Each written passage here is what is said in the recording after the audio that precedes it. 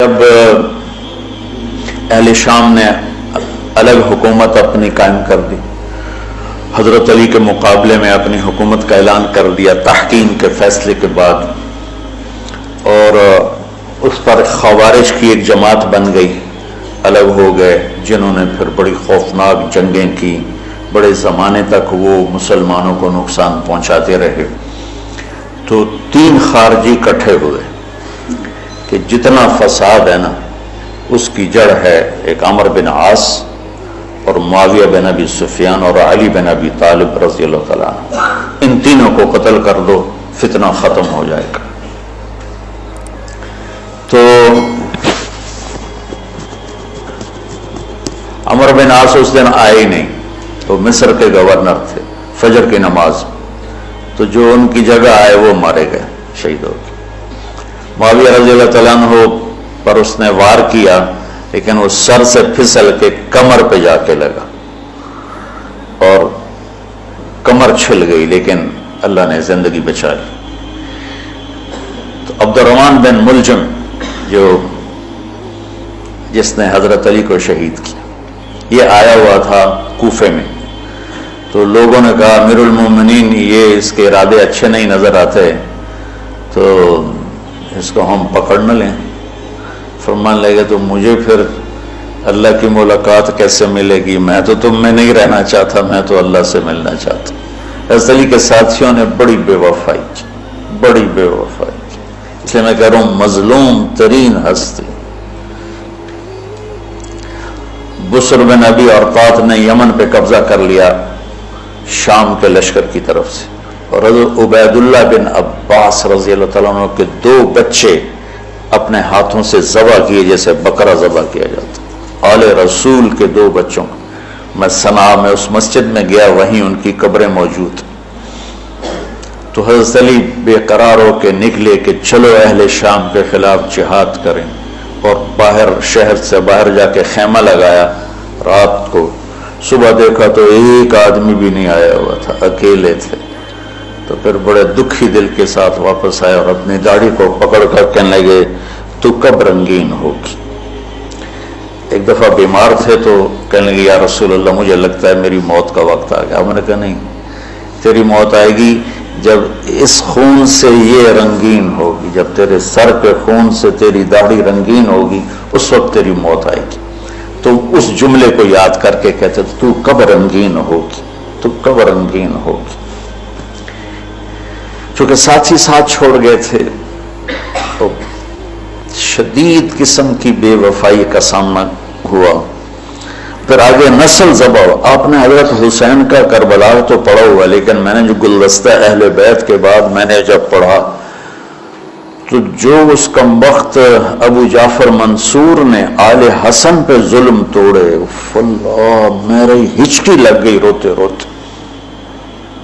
تو میں اس کی تفصیل آپ کو بتا نہیں سکتا کہ مطلب ہے کہ میرا سر ساتھ نہیں دے رہا، تو ہچکی لگ گئی میری روتے روتے کہ ساری اولاد کو آخر میں پہلی دردناک سزائیں دی، دردناک سزائیں دی،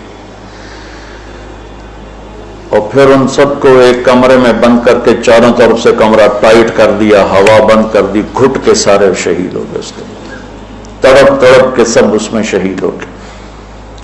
اس لیے میں کہہ رہا ہوں سب سے مظلوم ہستی ہیں علی بن ابی طالب۔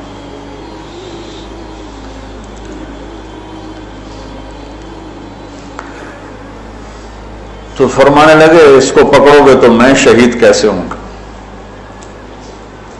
پھر ایک دن دیکھا کہ لوگ گھر گوار پہرا دے رہے تھے۔ آپ نے کہا کیا کر رہے ہو؟ کہا جی وہ آپ کا خطرہ ہے، پہرا دے رہے ہیں۔ کہنے لگے کس سے دے رہے ہو؟ زمین والوں سے، آسمان والوں سے؟ وہ کہنے لگے جی آسمان والوں سے کون دے سکتا، زمین والوں سے پہرا دینے کا، بیٹا جا کے سو جاؤ، آسمان والا فیصلہ کرتا ہے تو زمینی پہرے کام نہیں آتے، جاؤ، اور فیصلے آسمان سے اترتے ہیں، زمین پہ نہیں اترتے۔ تو 21 رمضان کو فجر کی نماز میں اس نے آ کے جو وار وہ سیدھا سر پہ لگا تو سر پھٹ گیا، تلوار دماغ میں چلی گئی، سب بچ گیا، پکڑا گیا۔ اب دیکھنا حضرت علی کے اخلاق،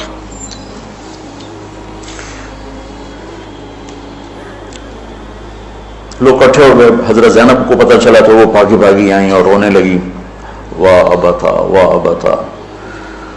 تو وہ کہنے لگا، وہ لوگ کو پٹی پٹی باندھنے لگے تو وہ کہنے لگا ابن ملجم جتنی مرضی پٹیاں باندھ لو، اب یہ مر کے ہی رہے گا. اس تلوار کو 1 مہینہ زہر میں ڈبو کے رکھا ہے پھر وار کیا ہے. تو اس پر تو بڑے سے بڑے حلیم کو غصہ آ جانا چاہیے. وہیں اس کا قیمہ ہو جاتا.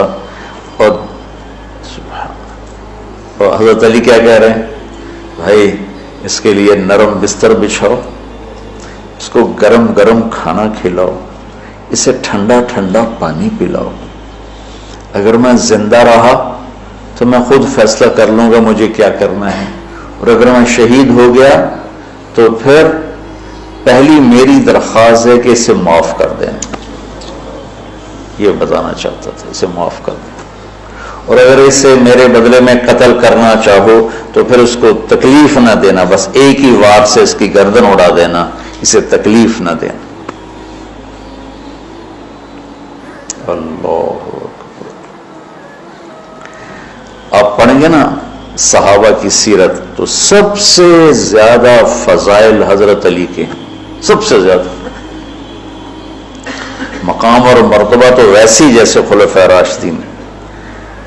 سارے صحابہ اللہ کے ہاں مغفور محبوب، ان میں سے 10 مقرب ترین ابو بکر، عمر، عثمان، علی، طلحہ، زبیر، سعد، سعید، ابو عبیدہ بن جراح اور عبد الرحمن بن عوف. پھر ان 10 میں سے 4 محبوب ترین جو خلفاء بنے. پھر جیسے ان کی خلافت کی درجہ بندی ہوئی ایسے ان کے مقام اور مرتبے کی درجہ بندی ہوئی، لیکن فضائل سب سے زیادہ حضرت علی کے ملتے ہیں. اور یہ ایک فضیلت جو حضرت علی کو اللہ کے نبی نے سنائی، ہاتھ پکڑ کر یوں اپنے سینے کے قریب لگا کے فرمایا، اَتَرْضَىٰ أَن يَكُونَ مَنزِلُكَ مُقَابِلَ مَنزِلِي فِي الْجَنَّةِ. علی تو راضی ہے جنت میں تیرا گھر میرے گھر کے سامنے ہوگا. تو حضرت علی رونے لگے کہ نہیں حضرت میں راضی، میں راضی. تو آج کی رات اس ہستی کی شہادت ہے، فجر کی نماز میں ان کا انتقال ہوا، جن کو میرے نبی نے ابو تراب کا لقب دیا کہ تو میرے لیے ایسے جیسے موسیٰ کے لیے ہارون ہے. تیرا گھر جنت میں میرے گھر کے سامنے ہوگا. پھر آپ نے اپنی بیٹی فاطمہ سے کہا، فاطمہ تو میں یہ دونوں، حسن حسین، اور یہ جو سویا ہوا ہے، حضرت علی جاگے نہیں، وہ سوئے ہوئے تھے، یہ جو سویا ہوا ہے ہم پانچوں آخرت میں ایک ہی جگہ پر ہوں گے، اکٹھے ہوں گے. تو یہ بڑے درجے کے صحابہ میں، اور اللہ کی قدرت ہے کہ اللہ نے کسی خالص ہاشمی کو حکومت نہیں دی، کامیاب نہیں ہونے دی. بنو عباس بھی اہل بیت ہیں لیکن ذرا دور سے. ان کے 35 حکمران آئے، 35 میں سوائے ایک کے سب کی مائیں ہاشمی نہیں تھی. پہلے ہاشمی خلیفہ بنے حضرت علی، والد کی طرف سے بھی والدہ کی طرف سے، اور وہ کہتے تھے تو کب رنگین ہوگی، اور موت مانگتے مانگتے یہاں تک کہ شہید ہو کے چلے گئے اور دکھوں بھری زندگی گزاری. وَلَقَدْ رَأَيْتُهُ فِي بَعْضِ مَوَاقِفِهِ وَقَدْ أَرْخَى اللَّيْلُ سُدُولَهُ وَغَارَ النَّجُومُهُ وَهُوَ قَائِمٌ يُصَلِّي فِي الْمِحْرَابِ قابضاً على لحيته يتململ تململ السليم ويبكي بكاء الحزين ويقول للدنيا إلي تغررت وإلي تشوقت وإلي تزينت وإلي تشرفت من قلة الزاد وبعد السفر ووحشة الطريق آيتها الدنيا غري غيري قد بتتك ثلاث عمرك قصير ومجلسك حقير وخطرك يسير من قلة الزاد وبعد السفر ووحشة الطريق. یہ درد بھری فریاد ان کی روز ہوتی تھی رات کو. ایسے تڑپتے تھے جیسے سانپ کا ڈسا تڑپتا ہے، اور ایسے روتے تھے جیسے دکھوں کا مارا روتا ہے.